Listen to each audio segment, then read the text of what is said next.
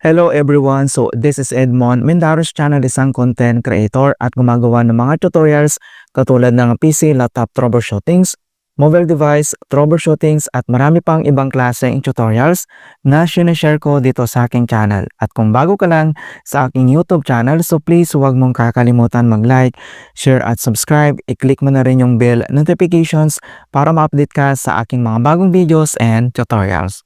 So sa video ito ay pag-uusapan natin at i-guide ko kayo on how to transfer money from Connect to Card app to Maribang PH o formerly known as Cbank.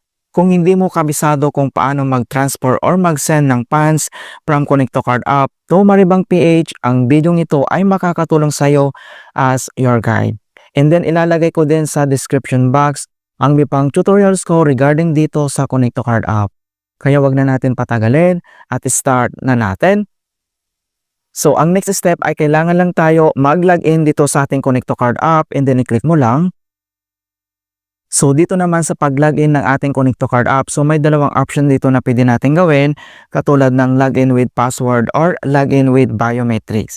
So since activated na yung ating biometrics, yun yung gagamitin natin para mas mabilis natin ma-access. So itap mo lang dito yung login with biometrics.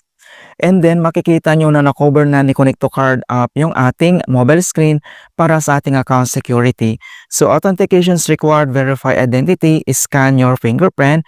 Itap mo lang dito sa mobile screen yung registered na fingerprint mo para ma-access ka agad natin.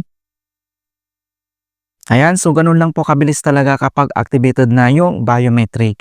And then next step, dito lang sa ating Connect to Card app profile homepage. And then kailangan mo lang i-select dito yung PAN transfer. So click mo lang. At dito sa PAN transfer, kailangan mo lang i-select dito yung Enter Bank Transfer na makikita lang dito sa right corner. So i-click mo lang. At dito lang sa Enter Bank Transfer, so makikita mo dito yung Search Bank or e-wallet. So dito kailangan mo lang i-search dito yung Maribank. So itap mo lang. Ayan. So once tinype mo na yung Maribank, automatic yan na magpa-pop dito. And then kailangan mo lang i-click yan. So next step, so makita mo na dito yung Maribank. And then from account, then i-click mo lang yung arrow na yan. So dito kailangan natin i-select yung ating savings account or pledge account na dito manggagaling yung ating ita-transfer na funds to Maribank. So kailangan mo lang itap dito yung pledge account. And then once na-select mo na yan, and then next naman to account. So dito kailangan natin ilagay dito yung ating Maribank account number. So doon naman sa ating Maribank account number, makikita lang doon sa ating profile homepage. Madali lang yan makita. Okay, so dito sa box, enter lang natin yung ating Maribank account number. Kapag nilagay mo na dito yung Maribank account number mo, and then next step, dito naman sa account name. So kailangan mo lang ilagay dito yung registered na Maribank account name. So dito lang sa box, i-fill out lang natin. At kapag nilagay mo na dito yung account name, and then next, ito naman yung enter amount. Maglagay ka lang dito kung magkano yung amount na ita-transfer natin. So fill out ulit natin. Ayan. So once na-complete mo na, dito yung ating from account, ito yung pledge account natin dito sa ating Connect to Card account. And then to account, ito yung Maribank account number, and then account name, ito yung Maribank account name natin. Then yung amount, and then dito lang sa baba, kailangan mo lang itap dito yung next. Okay? So before you proceed, please review your transaction details. So nandito lahat yung complete details ng ating account. I-check lang natin kung tama lahat.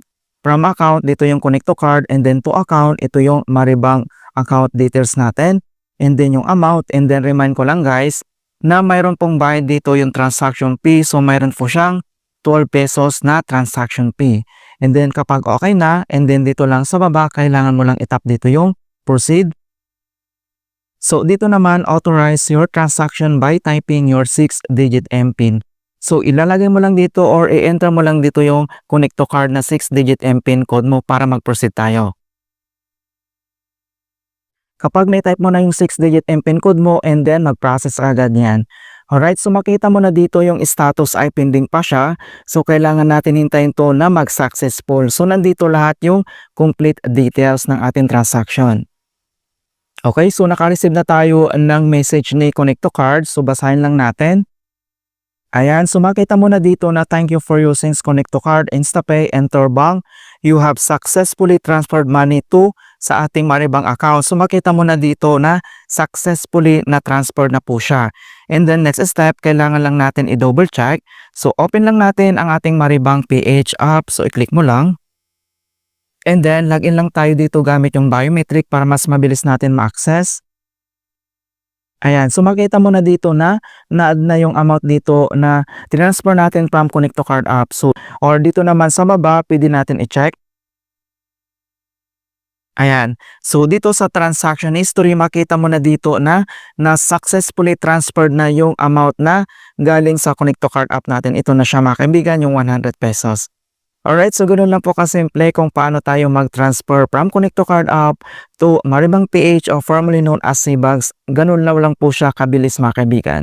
I-hope na nakapagbigay ako ng konting kaalaman at guide tungkol sa Connect to Card app tutorials. Thank you guys and see you in my next tutorials.